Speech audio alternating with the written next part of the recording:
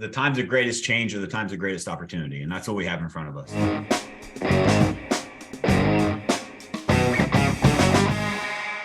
Welcome back to another episode of All or Nothing in Real Estate. I am your host, Matt Smith, the founder of All or Nothing in Real Estate. This podcast is a movement to give back to the industry that has given so much to me and my family. Today, we have a very, very special guest, one of my good friends, one of my Cabo Wabo co-mates from our Cabo trip in Mexico, Jim Griffin, a team leader in the Tri-Cities of Tennessee. He's led a team for many, many years, and he is going to give us his insights, what he knows about building a team, what he's done well. And also, I asked him what was important to talk about. And he said, well, what about the 743 ways not to build a team? And so I'm sure we're going to peel that onion open to tell people how we can learn from Jim's mistakes, because I know that I've made a lot, and it sounds like Jim maybe has too, but those have taught us our greatest lessons. So without further ado, Jim, let's dive in, my friend. Yes, sir. Let's do this. Dude, thank you so much for taking the time to be here. I know you're a busy man, and haven't seen you and Leanne in a while. We usually meet up at some events, and it's great to connect, and hopefully we can share some value with the audience today. Looking forward to it. Dude, let's talk about, just tell me your story. Give me a brief rundown of who is Jim Griffin? How did he get into real estate? How has he became this amazing team leader that's on pace for 400 closings this year? It's a long story made short. After graduating high school, I went to college for piano performance, which I don't even think you even knew that. I was a piano performance major, competed nationally and internationally in music. But then I realized really quick that there was no financial future in that. So I took a couple sales jobs, worked for. Dude, that's crazy. I thought you were joking when you texted me that the other day. That's real? No, that's 100%. Dude, that's awesome. Next time we're at an event, you're going to have to steal the piano, man, and play us some tunes. I don't know. Maybe you can talk me into it. But, after that, I went into sales, worked for Verizon Wireless for a while, learned a lot while I was there. And, I was actually got promoted to management. And I said, if I'm going to work this hard for somebody else, I'm going to work this hard building an empire with people that I love. And, one of my family creeds pretty much is that the most precious gift in life that we have and the most precious commodity is time. And I didn't want to be spending, 67 and a half hours a week working for corporate America when I could, work on building a legacy in real estate, running my own business. So I hopped into real estate in July 15th of 2007. So when I hopped in full time. And then we know what happened after that. Great timing, my friend. Yeah, it was fantastic. Went from a 6-figure a year job to a 0-figure a year job pretty quick. And, just being completely honest, I moved to Chattanooga. I learned a lot from a buddy of mine, Brad, down in Chattanooga, who ran multiple companies, but learned a lot. And then everything that could go wrong went wrong in the downturn. So I moved back home and I rode my sport bike and played a lot of Xbox for about 4 years. And then 2011 is actually when I consider my first real true year in real estate, is because I found out that I was pregnant. I wasn't pregnant, but I was pregnant with my first son, London. And I was like, okay, crap, self-employed, no health insurance, got to do something.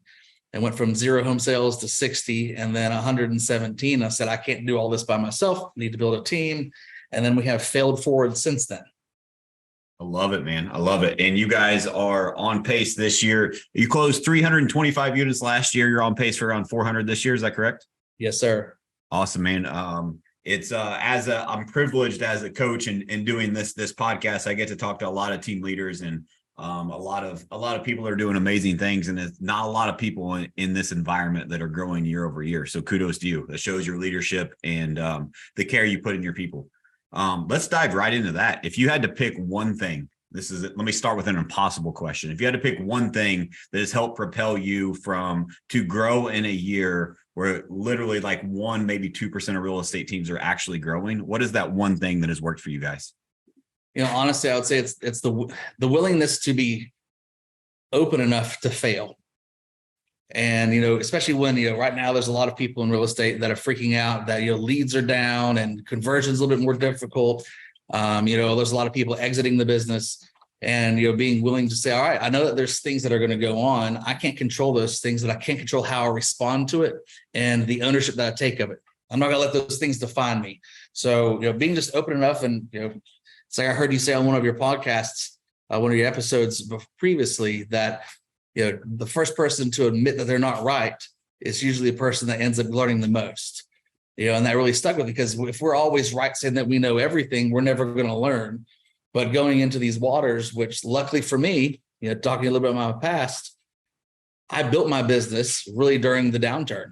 Sure. And our marketplace, it was pretty much non-existent. But when I first started in 2011, actually working my business, we had a 20% unemployment rate. Over 50% of every sale was a foreclosure. So you had to hustle and grind it. There was no other option. But I always told myself, any business ground that you gain during a down market, you keep it for life. Right. So I'm excited about the shift in the marketplace and the changes coming in the industry. It excites me because it means that there's more opportunity for all of us. Dude, I love that perspective. I'm writing that down. Any business you gain in a market, in a down market, you get to keep for a lifetime.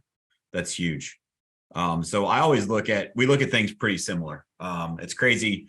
Like high performers just look at things in a similar light, it seems, right? And so everyone sees change, they see downturn, they see problems, they see obstacles. I don't see any of those. I see opportunity. Exactly. Yeah, right? I'm like, bring it on. I'm excited about it. I'm not nervous about it because, like we said, we can't control those things that are out, external factors. But we know, because we've been through these things, we've failed before. We've lost battles, but we didn't lose the war.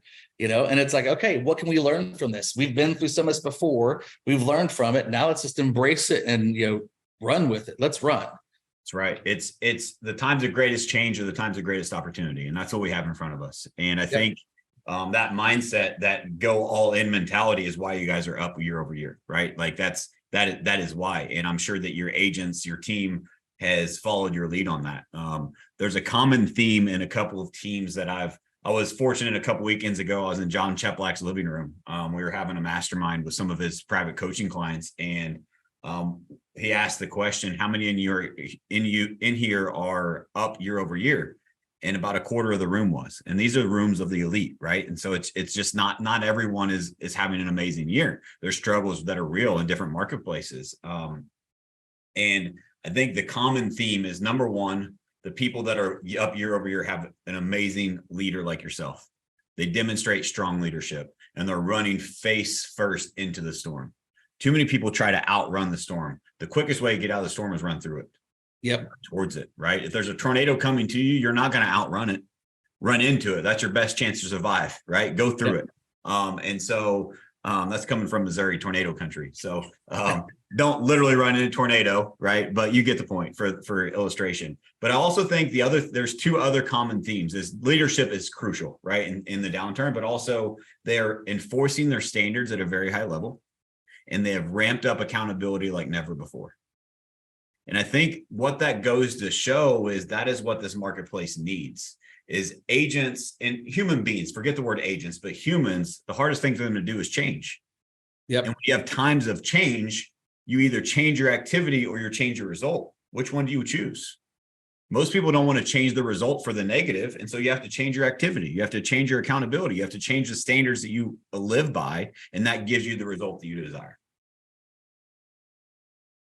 Any of that, you feel like in standards and accountability, has that been ramped up in your marketplace at all in your company? Yeah, it has. I mean, we knew what was coming. We've known this forecast of what's going to happen in our industry, in our local markets, and like in our local market, we had been a soft market until about two and a half years ago. It just became a seller's market very recently for us. For everybody else has been on the real estate revival. Sure. So, we knew the signs of what was coming. Everything, the writing was on the wall. And we started talking beginning of last year, saying, this is what's coming down the pike. We've got to start driving our expectations and the standards and enforcing those. And it's like, there's a quote that I shared with the team this morning at our team meeting. And it was something along the lines of, the lack of discipline makes things easy today. However, the lack of discipline makes things easier today, but harder in the future. Yep. Being disciplined and enforcing that today is a lot more difficult for today, but it makes the future easier. Yep. And I don't know about you, I don't mind having some challenges and having some battles, but I want to work smarter, not harder. And part of that means let's embrace it, what we've got now, and let's be prepared and just, like you said, run into the storm. I love that. And speaking of team means, I love that quote on discipline. It's so true, right? That's anything in life, right? You have to suffer today so you live the rest of your life how you want, right? Like, but you have to put in the work today. Otherwise you suffer for a lifetime. And so I think discipline is a huge part. It's one of our core values as a company. But I talked in our team meeting this morning, I talked about one of my favorite quotes, the man in the arena, right? The man in the arena quote. And too many people are outside of the arena, letting their own insecurities say, well, real estate's not for you. It's a tough market. It's this, it's that. The mainstream media says interest rates, this, inventory, that, right? All of this chatter. And my message to my team was they're not in the arena. And you have a choice. You can either jump out in the arena and start pointing at the finger that are in the arena that are winning, or you could get in the arena and start fighting and win. Yep. Right. But if you exit the arena, there's no coming back. But if you jump into the arena and you are actually take and embrace this head on, similar to your message of you get to keep that forever. Like the market share, the business that you gain is exponential for the rest of your life because you're willing to stick it out during these tough times. And I think it's just so crucial that everyone's looking for a hack. There is no hack. You have to educate, you have to inform your clients, and you have to work harder than you did when the market was different. Yep. You got to control the narrative. Yes. You can't let the story be what the news is saying. Like you said, they're outside looking in. Now, does it change any reality of what we're going through? No, but my perspective is going to be different than what their perspective is. And I can control what my perspective is and then how I respond to it and not giving that thing, not giving their perspective ownership. We've got to control the 6 inches between our ears and the 24 inches that we stand on. And by doing that allows us to be able to be in a position to be able to move forward rather than operating in defeat. Yep. 100%. And it goes back to what you were saying earlier is control the things that are in your control. It's one of my favorite sayings. I love quotes and sayings. It's just, it's easier to remember and you can relate them to so many things in life. And that is control the controllables. Yeah. I can't control inventory to a certain extent. I can't control interest rates. I can't control what this lead is going to say, but I can control how well equipped I am to respond to it, how well I am equipped to educate and inform them, how well I am equipped of the activity that I take with these other leads that are raising their hands, right? Like, why don't I focus on and look in the mirror first? And if I fix myself and fix my actions, the rest of the stuff always works itself out. Where we get in trouble and where we get stuck is we wait on the narrative to be told to us and we focus on things that are out of our control. Yep. I literally have not watched the news in 5 years, probably longer, because I can't control it. I can't control it. Call me a control freak, but I want to control the outcome of my life and my future for me and my family. Yep. And so I'm focused on the things that I can do to win the day today. Does the outside world have an effect on my life? Sure. But not near as much as what I do or don't do has an effect on my life. Yeah, because you're not allowing those influences to come in and to change who you are or what you were set forth to do. It's just, there's variables outside of the equation. There was a time that I went through some things in life, and I had a quote that one of my coaches gave to me, and I had it written on my bathroom mirror, and every day I'd say it every single day. And it was focus on the things you can control, not the things that you cannot. Going back to exactly what you said, focus on the things you can control, not the things you cannot. Because it was really easy to get wrapped up in the emotion of what was going on outside of my control. But I was the one I was allowing that to define me. I was allowing that emotion to suck time and energy away from, being a better parent, being a better, spouse and partner, being, a better business leader, everything, a better person in life, because I was so wrapped up in the emotion of what I couldn't control, instead of just saying, well, I can't control that, but I can control how I respond to it. And how I respond to it's not going to be positive for the outcome of the things that I'm trying to grow in life. I love it, man. I love that mindset. Let's add to that. So let's speak on failure for a little bit, right? So let's talk about, you made a joke before we started, and I kind of mentioned in the intro, but I really want to dive down that rabbit hole. Like you said, hey, let's talk about the 743 ways not to build a team, because everyone wants to talk about the accolades and what they're doing well. Let's tell the people what not to do. If they want to grow something, learn from our mistakes. So let's dive into some of those big mistakes that you've made along the way, and maybe we can prevent some other people from making the same ones you did. Oh, most definitely. And I said it jokingly, and if I'm completely honest, there's probably more than 743. But those experiences and those times where I missed the mark helped to make me who I am today as well, because we learned from it. Like we had talked earlier before we started, it was a speed bump along the way of the path, the journey that we're on. So, initially when I first started hiring my team, it was literally, hey, you have a pulse, you could have fogged this mirror. I was hiring out of pain. I wasn't hiring to any standards. I was bringing people into our world, and we limped along and we grew, but then we also reached a plateau, and we got stuck in that plateau, that glass ceiling, if you will. And, going back to some of the books that I've read, they said it's listings, leads, and leverage. Well, the leverage in my world wasn't right. And even though we were winning on the outside, I remember several years ago, our highest year in sales previously was 207 sales. And everybody's like, oh my gosh, that's crazy, because nobody had ever done that in our marketplace. I mean, hell, if we're honest, nobody in our marketplace had sold over 100 homes ever. And we're just shattering all these goals, shattering every record in our marketplace and for the brokers that we were with, and everybody's celebrating it. And I'm like, I hate my life. I was almost 170 of the 207 sales. So, and I was supposed to be leading and pouring to my people. And I was still doing the books and reconciling the bank statements and working on the lead generation. And I was also coaching other individuals. And I didn't have enough of me to, I was operating, just completely frankly, I was operating in a poverty mindset. Even though I'm an abundance person, personally, I was operating in a poverty mindset because I didn't want to let go. Sure. I didn't want to let go of what I knew that I could do production wise and allow others to grow, which held us back. And I was challenged by one of my mentors and coaches that said, Jim, and he called me out. He said, you're operating in a party mindset. And I was like, no, I'm not. He's like, yeah, you are. And then I started thinking about it, and we peeled the layers back, and I said, yeah, you know what? You're right. It's like, you're never going to get to where you want to go. And when you're never going to see the fruition of what God's got over your life until you let go, because you have to be able to empower other people to succeed and to make their own mistakes. And if you do that and you truly let go, it'll grow. So the story that he had, the story that he had told me when we were having this conversation, he goes, Jim, you know what a lathe is? And I'm like, yeah, it's the thing that spins wood, right? I was like, my kid's got a game on his phone. He takes a little thing and he make a table leg. He said, now imagine, he's like, I'm going to give you a piece of wood. You go out here and right here behind our house, I'm going to cut a piece of wood and I'm going to give it to you. And I'm going to say, okay, this piece of wood was destined by God for greatness, to be this beautiful, ornate table leg.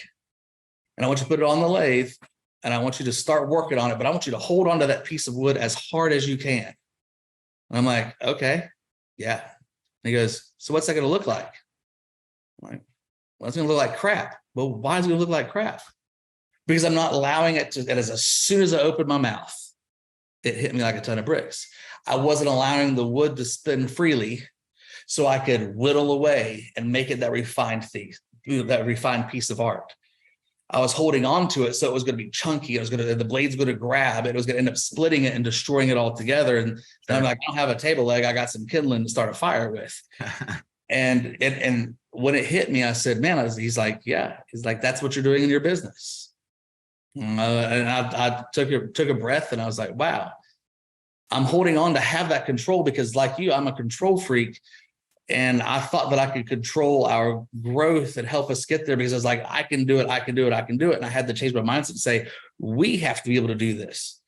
This is our business. We're growing together. So I'm going to empower you to make the mistakes. I'm going to do the things necessary to step out of being all of this production and coach you up to where you can reach what your potential is instead of holding on to it for myself because I was fearful. Yeah. Dude, that's great. That's such a great story. I think a lot of people can relate with that. I think that's the messy middle people don't talk about enough, right? Because it's messy as hell. And it's how do you get from a team leader that's most of the time the team leaders on smaller teams or mid-sized teams are also the top producer. At that point, you don't have a business. You don't have leverage. You have a job. Yeah, you have a job and you have responsibilities galore. You're probably not making very much profit and you're not growing the people that you want to grow. It's a sticky spot in the business. So someone that maybe is there, that maybe relates to what you just shared. What for you, when you said you weren't letting go, you needed to empower others, what did letting go look like? Like, what was your first step? What did you do to start letting go? So it was, and I'm gonna make it sound easy. Looking back at it retrospective, it's like, oh, well, we did this and everything was great. No, there were periods that it sucked, and that was very challenging. So the first thing that I did is I made the commitment to my team that I was going to step out of production, not 100% out of production, but I'm going to take a minimal approach to production. I'm working with personal friends and certain people that are past clients. That's it. And I spent more time with the team, whether it was one-on-one or in group settings, talking about what was it that I did so they could duplicate and replicate that. Salespeople get sales. People that are not salespeople are not going to get it no matter how much training or effort we put into it. And the ones that it started to click, they started listening to the little things that I said, the way that I did set up my appointment. Even though we had standardized things that we did, I still kind of did mine a little bit differently. So I took time to pour into them. We kicked back in our daily role plays, our daily role plays on the phone and in person. We went back and we restructured our schedule to where our training events and our team meetings weren't just going to be time of fluff, but we're going to actually give them nuggets of here's something that you can take today that you can implement this one thing and it's going to impact your business. And then started inspecting what I expect, which has always been one of my biggest challenges. Saying this is what you need to say on the phone, but never going back and listening to it. But it was kind of a combination of all those things that allowed me to take that little bit of a step back. And there were several months that I sat there and thought, this is really scary, especially when our numbers went down. Yep. Because that's exactly what happened. I said, this is what we're going to do. We're going to do it. I took that step back and our numbers went from being what they were to falling back. And I'm like, oh, dear Jesus. This is not, I expected an immediate result. Even though I knew realistically it wasn't going to happen. So from there, that allowed me to take time off of my schedule that was working with clients one-on-one to work with the people that are helping me to achieve this vision, the people that believe in the vision more than the clients do, the people that their families believe in the vision, and pouring into them. And there's countless ways that we did that. But that was the first step, and the commitment of once we go this direction, there's no real turning back. Yep. We're not going to stop at midstream. We're going to see this through, no matter how challenging it gets. So it forced me to be a better leader. I love it. And I think that's where a lot of people get stuck, because you do have to go back. You don't have to, but I will say it is very, very rare for people making that transition to not go backwards for a period of time. Right. I go back to my personal journey. Whenever I went out on my own, started my team, I opened 2 offices at once. I invested $160,000 of my own money to start from absolute zero in 2 locations. Right. Like it was, and also Matt's not going to sell real estate. Right. Like it was, let's see what happens. All chips on the table. Let's see what happens. And no one knew besides me and my wife, but like we lost money month after month after month after month, but we could see the writing on the wall and what was coming. Right. We could see a little bit of improvement. We could see a little hope, and it was getting a little better and a little better. And then I really feel like if you're someone that's stuck in that messy middle, you have to be willing to endure that pain for a period of time in order to get out of that messy middle. Too many people, they either don't have a clear plan, they don't have a proper coach, a proper guide, a proper proven playbook to do that, make that move, or they don't give it enough time and stay committed to the plan, because it does look ugly for a little bit of time. Oh, it does. Well, and it goes back to as simple as, what's the title of your podcast? It's all or nothing. That's right. There is no backup plan. There's no plan B. We're going to burn the boats. This is the direction we're going to march. And, just like I jokingly said myself, that, I was a piano performance major. I can't go live the life that I live now. I go to playing piano. I could probably go play in a bar and make some tips here and there, but it's not going to allow me to make the impact in people's lives that I was created to make. So I don't have a plan B. If it all fails and burns, that's great. I'm going to build it back faster, stronger, and better than it was in the first place. And there's been times, and I'm sure you've probably been those times too, that there were literally times that we would go through a hard reset, like everybody in the entire organization. We started all just over. had one. We just had one. We just had to go to the board, hard reset. The first 2 hours I go to the board was me resetting the entire company. Here's resetting expectations, resetting standards, resetting accountability. This is who we are. And if you don't agree with that, I still love you. You're just not going to be a part of where we're going. Yep. I completely understand. And sometimes we have the resets that come just naturally because we allowed things in our environment, in our world that we shouldn't have. Like I remember one of my past coaches said, "Don't complain about the things that you tolerate, Jim." And I was like, oof, it hit me like a ton of bricks, and I'm like, well, we're not going to tolerate it. And I went back in, cleaned house, started over. Well, then some of those bad habits came back and we'd have to do it again. And, and sadly, through my growth of growing our team and our, Griffin home group over the last decade, I wasn't the leader that I needed to be for a lot of people. I failed a lot, and I probably hurt some people along the way. It wasn't intentional. It was that I wasn't at the place where I needed to be the person I needed to be for them. So I had to go through those trials and those tribulations and that hurt and the stress and, saying, all right, we're going to burn the boats, just keeping focused on what that direction that we're headed, no matter what, at all costs, we're going to go this direction. And there were some casualties along the way. 100%. I so relate to that. I feel that one on a personal level, for real. Like you didn't go on that journey alone. I'll tell you that. There's other people that have went on that journey too. And I'm one of them. Let's pivot to, so you said one of the things that you learned through this was to be a better leader. You weren't the leader that they deserved or that you needed to be. And so you worked on your leadership skills. And I think one of the things that people misconstrue is leader is not a title, in my opinion, right? I think it's a responsibility.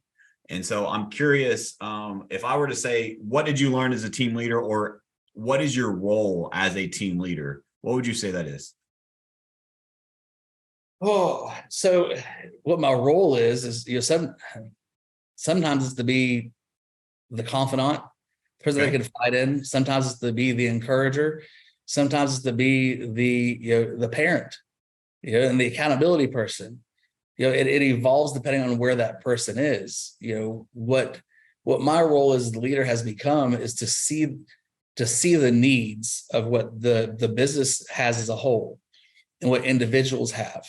And if they're willing to get into the ditch, into the muck and the mess of what they've got going on, and they want to get out of it, then I'm going to get in that mess with them. Yep. I'm going to help them fight to get out.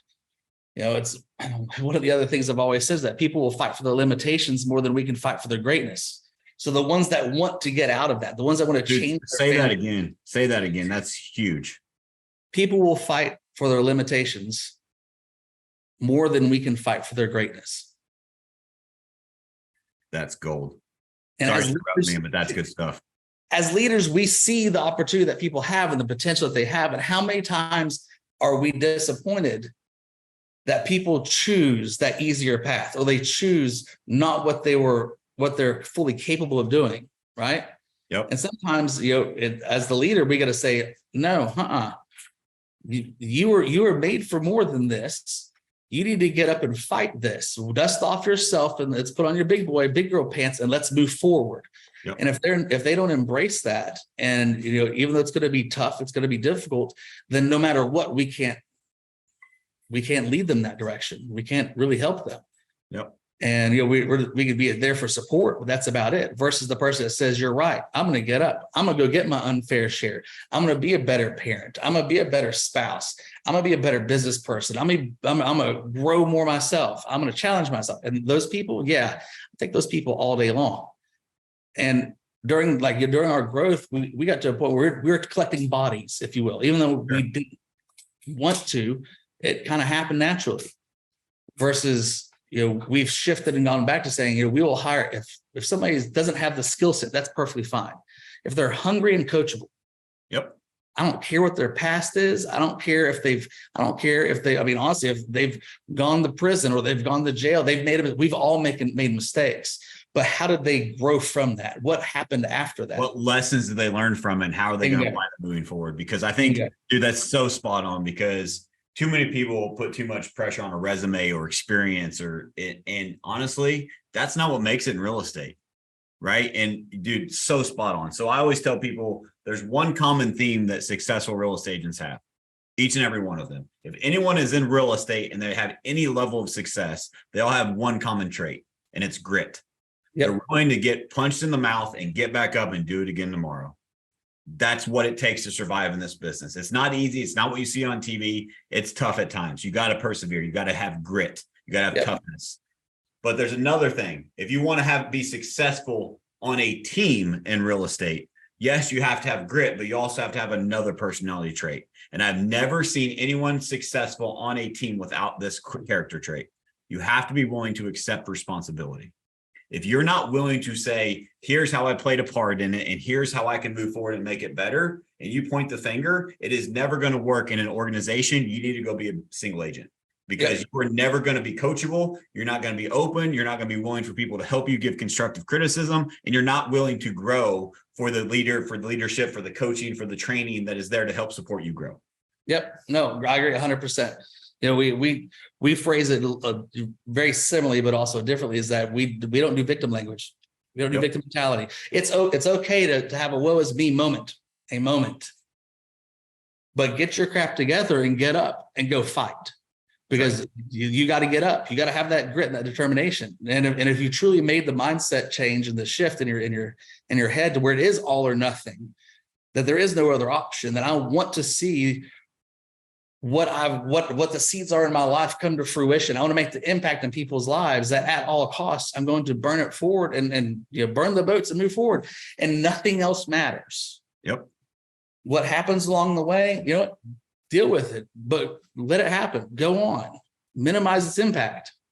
But it is frustrating as a leader, and that was one of the things that I had to make a shift on as well, because I'd hold on to people too long. I call that love in today's marketplace. There's too many people that are loving people out of the business. Oh yeah. Well, I would hold on to staff members or agents because I truly did care for them. Yep. I mean, you know me well enough. I'm not really an emotional person. I'm more of logic and no excuses and results. However, my deep core, I do care for people. Yep. And it's that frustration of people not wanting to achieve that.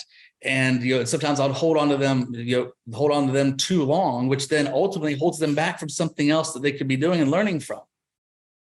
Dude, those of you listening that are striving to be a leader, there's a leadership masterclass right there, because that is tough. That is the toughest thing to do as a leader. I totally relate.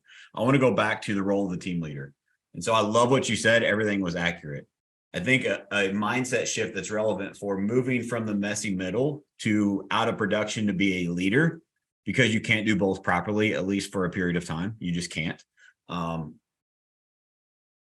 I would say that's my opinion, but I really believe it's a fact. That's how strongly I feel about it. I just never seen anyone do it successfully. There has to be someone leading people, and you can't do both. You can't be a high producer and a leader. But I think once you move to that role, your role is you're no longer in the transaction. Not only to the team. Oh crap! It's something on my computer. That's right.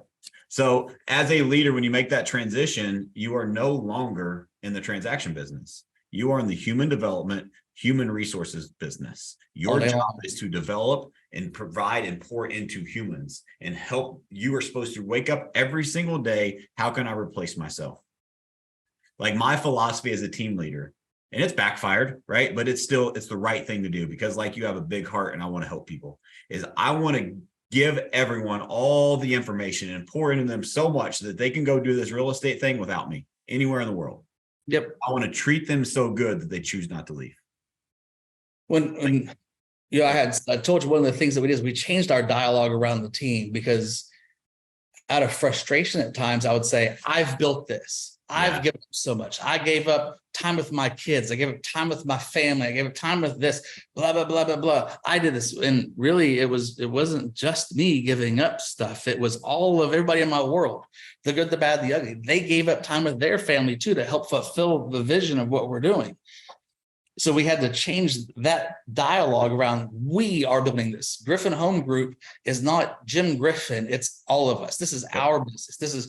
These are our expenses. So that's why we as a whole expect these standards to follow it, because if you don't do it, it doesn't impact just me. It impacts every one of us. And we had to change it to say, it's not just me, but I forgot where I was going with that. I had something else that was like so powerful that we say all the time. But anyways, it'll pop back on to you. So dude, you got my brain going. And so there's a couple of things. And I said this at our I called it a coming to Jesus meeting, right? But we had just a very real, raw, honest conversation about what we are doing moving forward. And we just had a recap of it today at our sales meeting. I said, today's day one, right? We're starting over. And here's the resources and here's the resourcefulness, and we're going to meet in the middle. Yep. Right. And here's the excuses and here's the solutions. We're going to meet in the middle. Right. And we're starting over. And so I think that one of the statements that is very, very powerful to what you said is we is greater than me. And I think it's so simple, but if everyone in the organization understands that, like one of the things I say all the time is that this thing outgrew me a long time ago. This is not about me. This is about us. And if you don't take ownership in this organization, in these core values, in this culture, then it is not going to serve you. But if you do, I got this quote from my good friend, coach, and mentor, John Cheplack. When the part serves the whole, so the agent serves the team serves the agent back tenfold. So the whole is bigger than the part. The team is bigger than everyone, including myself. It is bigger. We is bigger than me. Yep. When I serve the team, I get back tenfold. Like I do this with relationships with agents, with coaching clients, with vendors, with anyone. If you live by this principle, this just makes so much sense. You have to deposit before you can withdraw. You have to give before you receive.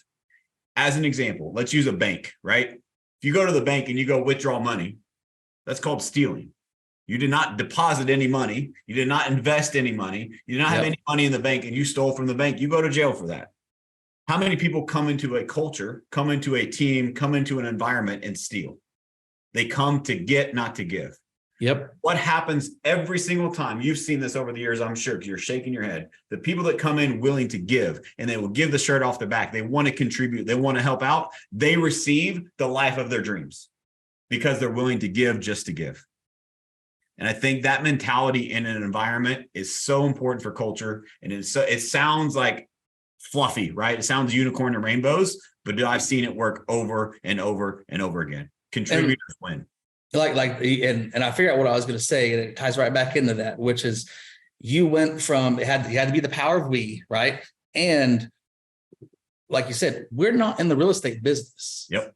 Our product is real estate. We are in marketing and coaching business to coach our people to reach their full potential, to help develop them, and to market our product. Either one of us could stop selling real estate today, and we go sell school supplies, used office furniture, car parts. It doesn't matter, because the metrics might change a little bit, but we're still going to measure the same metrics. The product, the delivery of the product might change, but this, the foundation of everything is still the exact same, because sales is sales.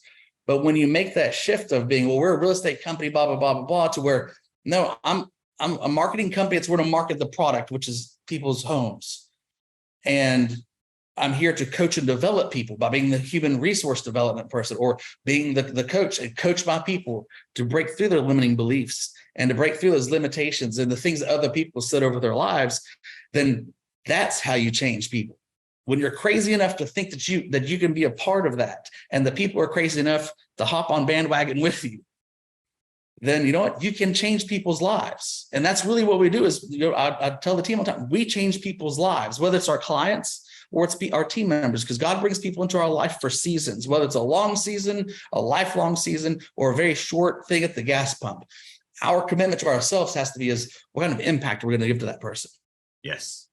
And if we think of everything that we do from that mindset of, I'm here to make an impact, I'm here to pour into people, the organization will take care of itself.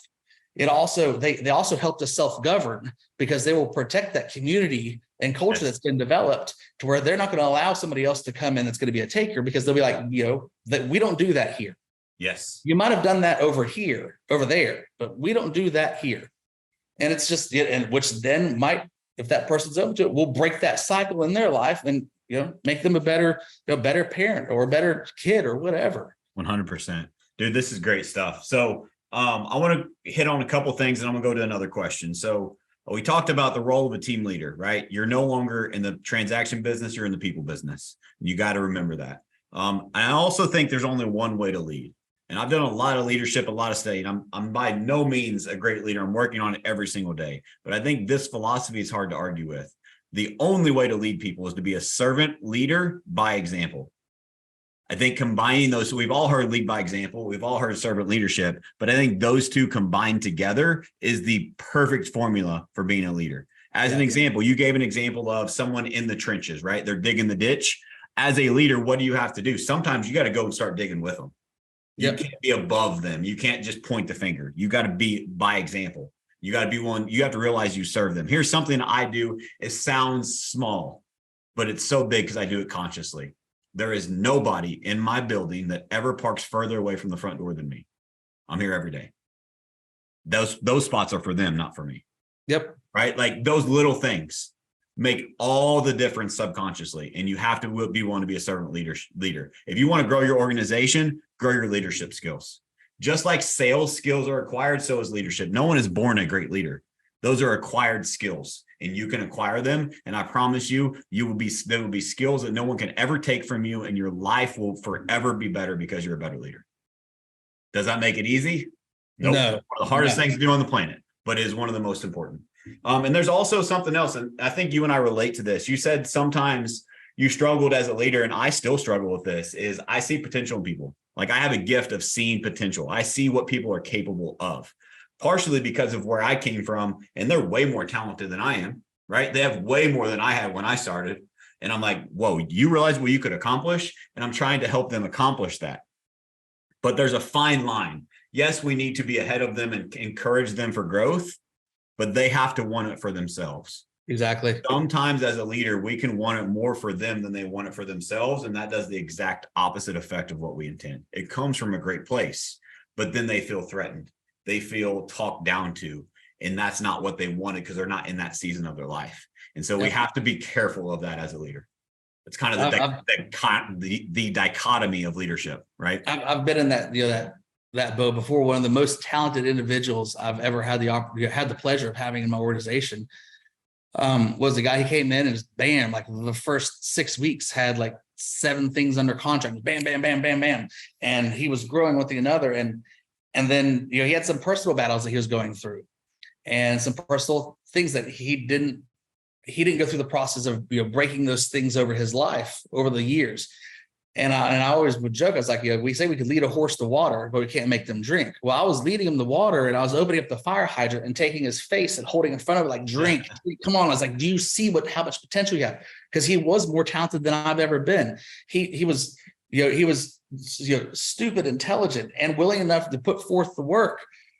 And I was trying to force it. And at the end of the day, he didn't want it as bad as I wanted it. And that's when I learned that quote: people will fight for the limitations more than we can fight for their greatness. Yep. And I had to coach him out to another opportunity. And now he's ecstatic. He's, making bukus of money, doing something that he loves, being able to connect with people. It wasn't in the world, but if I would have held on to him, I would have robbed him of that opportunity. Yep. I love it. A potential coaching moment. Maybe it wouldn't have worked in this example, but I think there's a third option. Those are 2 options, right? Is you just hold their head under the water or you coach them out. The other option is you coach them up.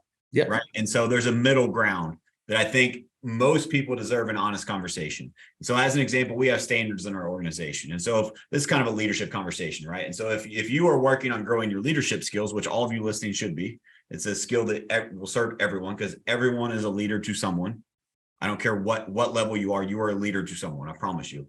But anyway, while you're coaching them up, there's options that you can give them and just have an honest, frank conversation with them.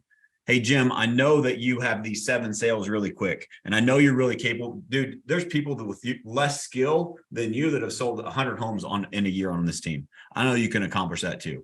But what I don't want to do is force you to do more than you want. So let's have an honest conversation. I'm not going to judge you. Jim, what do you want out of this year? Do you want more time? Do you want more money? What does that look like? What is that balance that you need for this season in your life? And have that honest conversation. And if you leave that room with them being honest and sharing, and it still makes sense for your standards of your organization, those are still great assets, because what I've experienced is if you force them to do more than they want, they will leave. If you don't give them the opportunity for the honest conversation, you're coaching them out. But sometimes they're going through a rough spell and then they want to do better. And so as long as that rough spell doesn't last too long and it's openly communicated and they're still somewhat productive and still a contributor to the culture, having that honest conversation could be very beneficial. Bingo. Awesome, man. So let's go to the next question. It's one of my favorite questions, and I hope you struggle with it, just because I want to watch you struggle. But what is Jim Griffin's superpower? Oh gosh.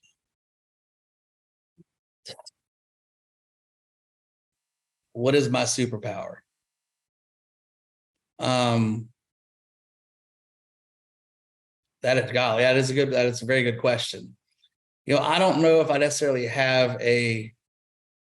what I would consider to be a superpower. What others would possibly say that my superpower is one of the things we've already discussed, is to see what somebody's potential is. Okay. And to work to connect with them, to help them grow, and the willingness of, that I'll push. I'm going to push you. I'm going to challenge you, and I'll help you fight for it. But where I really do believe, as a sidebar, I don't believe that real estate's my destiny. I believe that I was created for a lot more than that. Same. And, I want to make an impact where I'm at. And if that impact is, helping somebody to grow personally, and even the people that I failed as a leader, through my leadership journey, and that I failed this year, even, that's okay. Some of them have gone on to either other things or gone on to real estate, and they've still built a business. And I was able to make a positive impact in their life during that season. So I would think that people would say that my superpower is to see the positive where other people don't see, and to see the potential where other people don't see. But that's also a super weakness, because sometimes, like we said, we hold on to it. Sure, dude, I love it. And I want to hit on that. Number one, I want to acknowledge you for being the type of leader that it takes a big person to realize that people have either left your organization or you have asked to leave, and you look at it through the lens of, look at how much better off they are in their life. Too many people are spiteful and negative and always hold a grudge. I just want to acknowledge you for that, and being that type of leader that sees that. It's something that I struggled with in the past, and I got over. And I've spent hours journaling this and hours just thinking on this one thing. And I can say this with 100% confidence. There is no one that has been in our organization since day one. All the mistakes I made, all the bad leadership stuff, everything that I've screwed up, all of that included. There is no one that has been in our organization for more than a day that has not had a positive impact on their life by the result of being here. They are in a better position, a better mindset, better something in their life because they came into our environment. Yep. And that's pretty amazing feeling to have. Yep. And I would agree with you on that, on multiple fronts, because there's people that I've seen come through our organization that have gotten out of, horrible relationships, that they came from nothing and they thought, this is all that God's ever intended for me. These are the cards that I was dealt, and it's fine. To where now they think bigger about life, about their finances, about, whatever they want to do, and about being even a better, like I said, being a better husband, boyfriend, girlfriend, spouse, whatever, or being a better kid, and going back to their parents and saying, hey, look, I was an idiot during this season and I didn't realize it, but now I realize it, and I want to apologize, and being able to grow. But that's being able to see that, and be able to have the opportunity to serve people during that everything else falls into place. It's not about the money. It's not about selling the homes. I really believe we were put here to change people's lives. Dude, and I might not be on the forefront of missions and leading revivals all across the world or whatever, but I'm making a difference where I'm at today, good, bad, and ugly. Yep. And we'll miss it, and that's cool. Let's miss it. Let's mess up. Let's fail miserably, and get up, dust ourselves off, and say, well, that was fun. Won't do that one again, and Yep. then keep on going. And that lesson serves you forever. Those failures. Dude, let's go tactical for a little bit, and then we got to wrap up. So, I think I remember you saying that you were a high D, high C personality. Is that correct? Yes, sir. I've never met another one until I just now found that out from you. So I am the same. And so I'm a 99D and I'm a very, very high C as well. And so, with that, I'd be willing to bet two of your strengths in the business are lead generation and knowing how to find gaps and improvements in numbers. Yep. So let's dive into that. Let's dive into those. How have those served you in your growth? How do you coach your agents through those things? If someone is listening to this, let's give them some value with your unique personality type and your experience, your failures. Let's talk lead generation and the importance of knowing your numbers. Why is that important? Well, if you don't, first off, you don't know your numbers, you don't have a roadmap. It's like complaining about the end of the year. I don't know where all my money went. Well, that's because you didn't operate the budget. Your money went where it was going to go by default. Instead of you telling them where it's going to go. It's the same thing with our time. So, I measure a multitude of numbers, everything from the standard of how many conversations how many dials it take to have a conversation? How many conversations does it take to an appointment set, to an appointment met, to a buyer or listing signed, to a closing? And even if you don't have those numbers for yourself, you can go look and see, if you haven't tracked it, instead of being like, I'm going to track all this stuff right now, go back and just say, okay, what are the industry averages? So if I know that these are the industry averages, you work yourself backwards. You can reverse engineer these numbers. I want to make X number of dollars a year. I get paid X number of dollars per transaction. So I need to have 45 transactions to meet my commitment for my annual commitment for my income for my family. Okay, well, how many people do I have to sign as a listing or as a buyer? That's going to equal that close sale. Okay, how many people do I have to meet with? And then how many people do I have to talk to all the way back? And once you have that roadmap in front of you, when you have the time that you're getting ahead of the game and you're getting the results, you say, oh, well, I could take my foot off the gas pedal. If you look back at your map and you see, but I have to talk to 11.3 people a day, 5 days a week. So I've got to talk to 11 people a day, every day. And you haven't done that in a couple of days, you know that you're going to hit a detour later on down the road. So when we're having that conversation with our team members, and this is another thing that I screwed up quite bad, is I'd be like, they're like, well, this is what you would accomplish. You need to do this many and this, and this. Well, there was no buy-in from them because it was my goal and my commitment for them. They had no skin in the game. Versus someone that says, I want to sell 30 homes because 30 homes means this to my family. I can take my kids to Universal Studios, or I can take my kids to the beach or whatever, save for college, pay off my car. When we know those things, we sit down and say, all right, so let's talk about what your results have been this week. What's worked, what hasn't worked. All right. Your commitments for this week were A, B, and C. You hit 2 of these. Great job. Let's talk about what got in the way for number 3. How can we stop that to not happen again? You're very similar to your accountability conversations that you guys probably have. Yep. And we create those pattern interrupts to where they establish new patterns and overcome the things and obstacles that were in their way.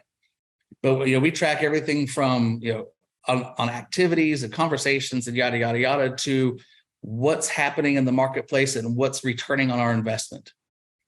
And there's been times that we've seen that we've done radio, a lot of radio, we've done a lot of TV over the years, and we'll see, okay, well, this station we'll be like, okay, well, this station isn't converting. We're going to cut it. And we about made that mistake one day. Leanne and I were driving down the road to Nashville. It's like, I'm going to cut this country music station. It's not working. Well, then I wasn't tracking all of the numbers at that point, but we went back as far as we could. Well, it was creating the opportunities. We just weren't converting. Yeah.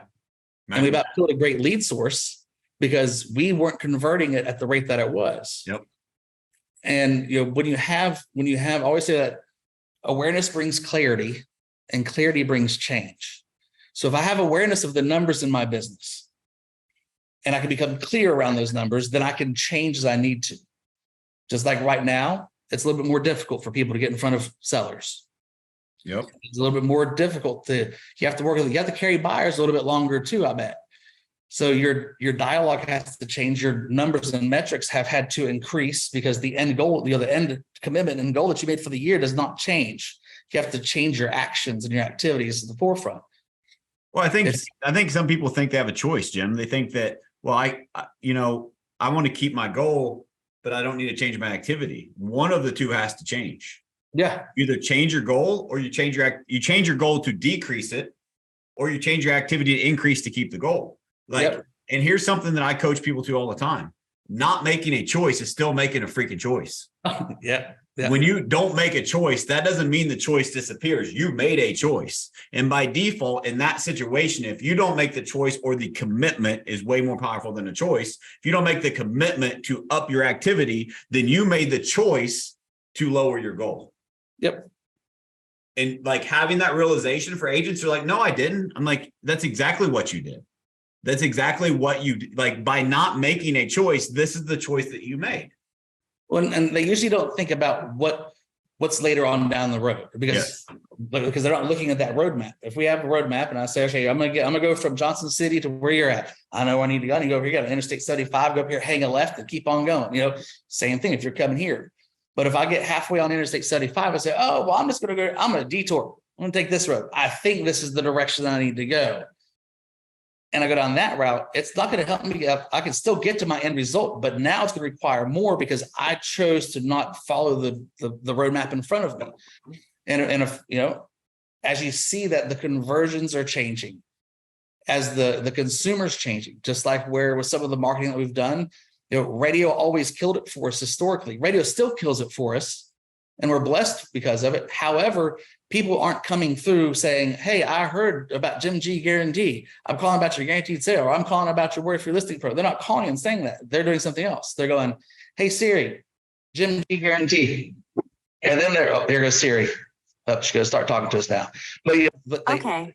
I found this on the web for Jim G. I love That's what happens. So now they're coming as an incoming phone call through Google Local Services, or through our business listing, or through another thing when we have to dig back to say, okay, what's the true source of this? Sure. Or on the surface, we would say, oh, well, this source isn't working, but it really is because it's feeding it. The consumer changed. Yes. And if you're not aware of your numbers, you'll never know. Dude, I love it. And I think so many people undervalue the power of numbers. And maybe this is my C personality talking, but if you set a roadmap. I say math is the path. If you don't track your numbers, I cannot coach or train you, period. I am handcuffed. You are on my team. You want me to help you? I want to help you. I will give you the shirt off my back, but I'm playing a guessing game if we don't have data for me to analyze and improve, because I'm just guessing you went down this side road and this side road instead of taking this interstate because you feel like this is the problem. Like your feelings get you in trouble in this business, right? You need to know your actual numbers. And if you can, here's what I have built, and it sounds like you have too, is I have built a proven playbook to accomplish your goals. There is zero. Let me say this again. Maybe I'll be proven wrong one day, but it's 100% success rate. If they follow the roadmap that we have laid out, they have accomplished or exceeded their goal each and every time. Yeah. It's a proven process. Everyone says you can't have a predictable business in real estate. I call bullshit. Yeah. You can't. The people that say that don't track their numbers. Right. You got to track what you do. You got to work on purpose, not on accident. You got to be proactive, not just reactive. The math is the path. So if you have someone, if you're listening to this and there's someone that you're coaching with, there's someone, a team leader that you have, there's someone that's trying to coach and guide you to improve your business, don't handcuff them. Realize that math is the path. And there are so many systems, so much technology now that everything you do can be tracked automatically. So like, it's not like you have to manually track it. If all else fails and you don't have that, reach out to me. I'll give you a copy of our daily tracker for you to track the shit on. But you have to track your numbers and you have to input in the system where someone can help coach and train you. Otherwise, you are just guessing, and so are they. Yep. And without the numbers, one of the other, going back to quotes, because I love quotes, like you said. Men lie, women lie, numbers don't. And I don't say that from like numbers don't lie. Look at how much business. No, numbers don't lie, because you can say you did this, but if it's not tracked and you can't prove it, then we can't predict your outcome. And if you do these things, the outcome will be X. Yep. Every time. You do more of these things, it's going to be X to the third power or fourth power. It's going to be an exponential increase. You don't do these things, you're going to X minus all these other things. Yep. But it is what it is. But yeah, path is the path, man. I love it. Dude, you mentioned industry averages. And so if someone is listening and they're like, well, where the hell do I find those? Do you have a good resource to send them to go find those? Yeah, I mean, there's tons of resources, all over the place. One of the resources that I had that kind of outlined in a worksheet for us, and Matt, I'll be glad to send this to you. Probably already have a copy of it, but it's like, buyers, from buyers appointment set, appointment met rather to people that are signed with you is roughly about 80%. And then the people that you're going to buyers are going to be from 80% to 60% closed.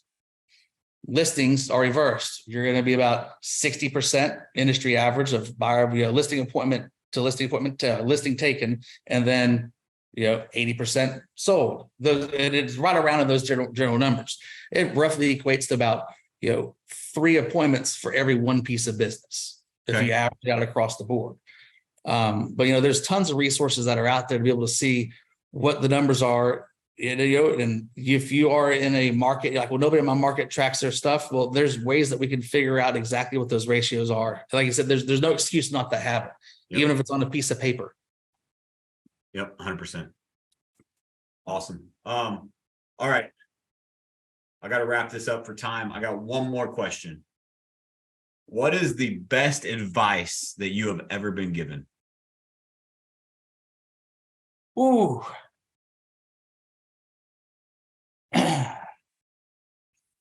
In life, whatever comes to you. I got 2 Left things. it open for a reason.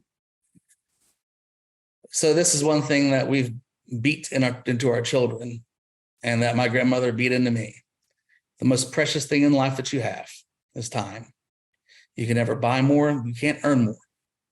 So every day, do what you have to do to make an impact. Live your day to the fullest, because you can't get it back. The second one, and this one comes deep from the archives, and I don't think about it enough, but sometimes the greatest distractions show up as opportunities. Dude, it's good stuff. Because we might see something, we might be presented at something. Like at one point in time in my business, I was given an opportunity to do something else as a side gig. And I was like, oh, this is huge. We can do this. But guess what it did? It distracted me from being the leader that I needed to be to get us where we could be. And it held myself and everybody else in my world back. But it looked like a great opportunity. And it was a great opportunity, but it was a big distraction. Yep. It was the wrong time. That's huge. I've learned that many times, right? And lost hundreds of thousands of dollars and learned lots of lessons. So I think that comes from the world that we live in. You see all of these Instagram entrepreneurs, you see all these fake gurus and people that are selling you an online course on how to be a millionaire. And the only reason they're millionaires is because they're selling the course. They've never really built anything, right? And they're in front of a Lamborghini in a nice house that's not even theirs for their pick, those people. And it just drives me insane. And there's all these memes, all these quotes. The average millionaire has 7 streams of income. Yes, they do. Once they become a millionaire on one, and once they sustain it and create leverage on one thing. Yep. People that truly build wealth and build sustainability in their life do it on one thing. And most of them vertically integrate on that one thing. And they keep the focus, because we only have so much focus as humans, and distraction will get you beat every single time. And so there's a difference in finding an opportunity and keeping focus on your goal. And I think finding that fine line is a dance sometimes that we struggle with as entrepreneurs. And so I love that quote. Can you say it one more time? Sometimes the greatest distractions, basically, sometimes the greatest distractions show up as opportunities. Yeah. There was another quote that one of my previous coaches, Tony DeSello, had said to me several years ago. And he said, it was just a question that he would ask. It was a question that I would ask my team members and my coaching clients. I'd be like, what's the one thing that you can do that by doing that one thing will make everything else easier or unnecessary? What's that one thing? Instead of chasing all the shiny objects, instead of chasing, I have to have this software, I got to have the CRM, I got to do this, I got to have this coach, I got to have that. What's the one thing that you can do today? The one singular thing that you can do today that'll make everything else easier or unnecessary. And then do that one thing. The rest of it will work out. Don't get stuck in the shiny object, like all of us do. We go to real estate conference. I got to have this new system. I got to have this. I got to track my number. No, one thing. Do that. Do it with excellence. Do it with excellence, become a master at it, do it to where it just becomes second nature. And then once you do that, then you can add other things. Yep. 100%. Dude, thank you so much for your time. I appreciate it. I'm going to go back and listen to this. I got a whole page of notes and quotes, and dude, it's always great seeing you and hanging out. Hope to see you and Leanne soon. As a matter of fact, I'll be in Nashville on Friday for the race. What race? Oh, NASCAR? Do you like NASCAR? So a lender's taking me on this private jet to go out there, so I couldn't say no. I don't blame you. Yeah. If you like NASCAR, Bristol Motor Speedway is 20 minutes from my house. Yeah, we'll have to do that sometime, man. But anyway, I always enjoy hanging out with you and Leanne. It's always a great time. And dude, this was a lot of value, a lot of gold. And anything else you want to leave with the people? Any other value you want to add? Not that I can think off the top of my head, man. I appreciate you, dude. Love you guys. Can't wait to see y'all again. And I'll see you at EXPCon for sure. For sure, man. Feeling is mutual. So guys, thank you so much for listening. Check out Jim. He's got some great content. He came here as the kindness of his heart to share value with you guys today. And I know the value I got, I know you guys got value from it too. So all that I ask is, this is a movement. This is a way for me to give back to the industry. And so if you found value from this episode, just share it with a friend. I know you guys, I see you sharing it. Our downloads are increasing week after week after week. So I appreciate you. Keep sharing it. If you got value, send it to a friend, and let's make this industry better together. Thanks, guys.